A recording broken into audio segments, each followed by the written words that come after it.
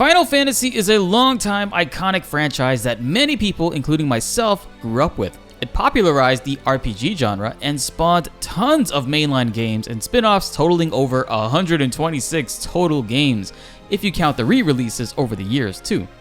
The series was a turn-based RPG for the first 10 games. After Final Fantasy X in 2001, we started to see the series try to experiment with other styles of gameplay. We started to see an MMO style with Final Fantasy XI, a hybrid turn-based system with 12 and 13.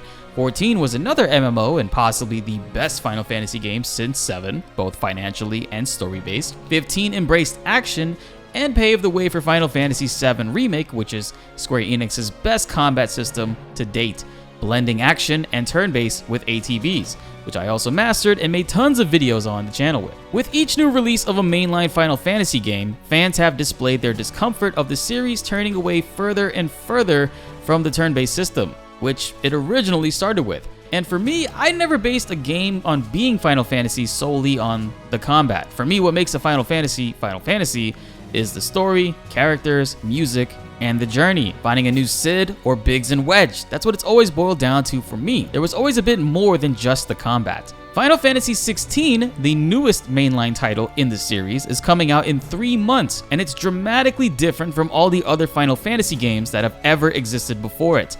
The game is completely embracing the action combo style of Devil May Cry while blending RPG elements in other ways outside of combat. I personally am excited for this because I love what I'm seeing so far, but other fans are confused and want answers as to why are they shying away from turn-based. Well, the game developers answered this question in an article, so let's check it out. Only 12% of you guys who watch and love the videos are currently subbed. Let's raise that number even higher and hit that like button if you guys are excited for Final Fantasy XVI. Let's get this video to over 1,000 likes to celebrate. The next mainline title will be here in just 3 months from now. We got tons of exciting videos on the way and a lot more to talk about. Now with that being said, let's get into the video. Final Fantasy XVI designers discuss why this series has not been turn-based for a while. Yoshi P says, when creating Final Fantasy XVI, you cannot ignore the data that's been taken from the fanbase. From Final Fantasy 1 to 15, creating a mainline Final Fantasy has seen its development costs go upwards up to $100 million just to create one game. So to recoup the development costs and deem the game a financial success, you need to have as many people playing your game as possible. And this isn't just with games, guys, this also goes for many other businesses too. Many of the older fans are accustomed to the Final Fantasy of the past. Newer and younger potential players have never played a Final Fantasy game before. This is honestly true. I saw firsthand in 2020 when I started making content for Final Fantasy VII Remake, tons of comments were coming in that told me that Remake is their first Final Fantasy game ever, and they loved the combat. They decided to check out the original Final Fantasy VII, and some of them were turned off at the turn-based nature in comparison to the action-based gameplay system in Remake. I mean, it happens. Turn-based games are not selling 10 million copies these days, guys. And these companies want to make money. It's the reason why they make these games, right? They want to make money and they don't want to get outsold by Luigi's Mansion 3. Shout out to Gene Park for that sad realization. No, I actually checked out the numbers, guys. It's true. Luigi's Mansion 3 absolutely crushed Final Fantasy VII Remake. Persona 5 and Royal have been the most popular turn-based RPGs of recent, winning boatloads of awards and accolades, tons of praise from turn-based RPG enthusiasts. Still together, Persona 5 sold only 6.5 million total, and it's available on every single platform, from Switch to PC. It's also been out since 2016, as early as the PlayStation 3. 6.5 million copies from 2016 to 2022 is not ideal, guys. The director of Final Fantasy XVI, Hiroshi Takai, said that in early development, they played with the option to make it turn-based. However, when they saw what they could accomplish with the graphical fidelity and SSD power of the PS5 to blend cinematics and gameplay seamlessly, they wanted to create something where you didn't just stand still and instead could move around and control the action.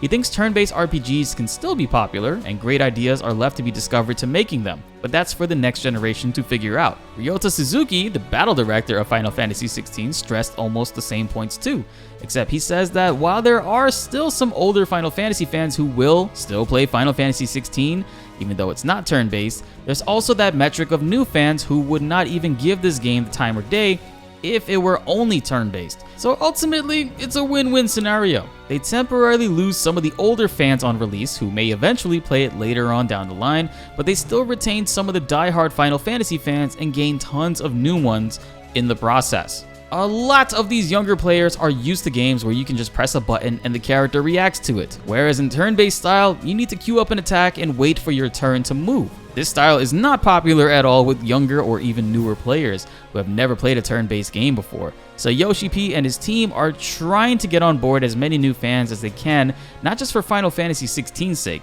but for Final Fantasy's sake as a whole. Now, some of you guys might be saying this is actually going to hurt them and how they lost your sale because it's not turn-based, which is perfectly fine. If you don't like something, you should not be spending your money on it. And while Final Fantasy may not be as much turn-based as you guys might like, there's still tons of other great Square Enix turn-based games you should definitely check out that still retains that style that you love. But there are many Final Fantasy fans of the old style who still will buy and play 16 because of the many other ways it embodies Final Fantasy outside of just the combat. Not only that, the game itself will also get tons of new players coming in, which is ultimately the goal for the company. They don't want to thrive off nostalgia and OG fans only, they also want to get new audiences and a whole new generation in on the fun. I have a feeling that Final Fantasy 16 won't sell crazy numbers in the beginning, but after a few weeks and people see how well it reviews, this will no doubt increase its numbers overall, and even the devs believe the same too. The confidence is insane to see from Square Enix, and they've never been this proud of a game before it's out. Not to mention, the script writing and performance of the actors has been outstanding for this game so far. This is going to be the best voice-acted Final Fantasy game of all time, complete without anime grunts every 3 seconds. Overall, Final Fantasy 16 is going to do a lot for the series as a whole. The standard and quality of storytelling, acting, gameplay, and graphics are being pushed further than ever, and right now there is no better time to be a Final Fantasy fan, especially with tons more news of other games expected to be out on their way this year. What are you guys most excited to see in Final Fantasy 16? Comment below and let's get a discussion going. Be sure to like the video if you enjoyed and subscribe if you are new. More Final Fantasy videos are on the way and you won't want to miss them. My name is BltzZ and thanks for watching.